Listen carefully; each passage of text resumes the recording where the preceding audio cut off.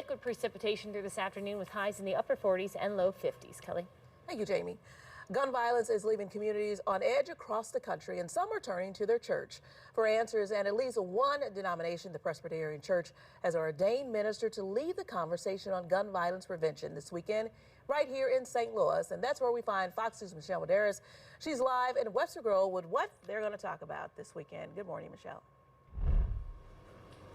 Well, that is what is bringing all these folks together from across the country. They're talking gun violence, and they have been all weekend, and they're inviting others from the community to come and take part.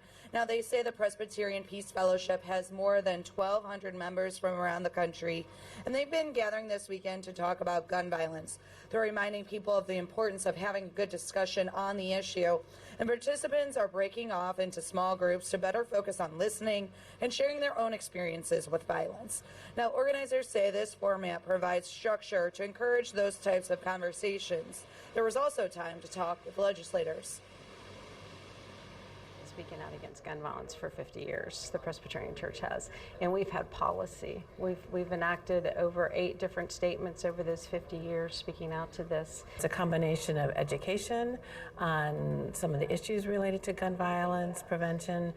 How can we as people of faith address that and become active in finding solutions to that violence? Now the conversation continues here today. There are 2 services, one at 8:30 and one at 10:30. And in between those, there will be a discussion at 9:30.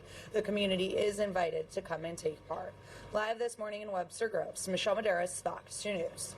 Thanks, Michelle, for that report. The Academy Awards will be handed out tonight in Hollywood, and St. Louis will be well represented at this year's Oscars. August 9th. Something else happened on August 9th when he was born. What happened? St. Louis Superman, a documentary released by MTV, focuses on the life of former state representative Bruce Franks Jr. It's nominated in the short documentary category. It highlights how Frank, a well-known battle rapper, became a community activist and then an elected official who garnered bipartisan support. He passed a bill declaring youth violence to be a public health epidemic. The director of the movie says she was touched by Frank's story. Hearing Bruce speak about what he was fighting for and the connection that he has to his community, you know, and the fact that he's not, you know, 2 or 3 degrees removed from the issues that he's fighting for, that he's living in that reality himself, and he's really fighting for himself and his family and his kids and his neighbors. That really spoke to me.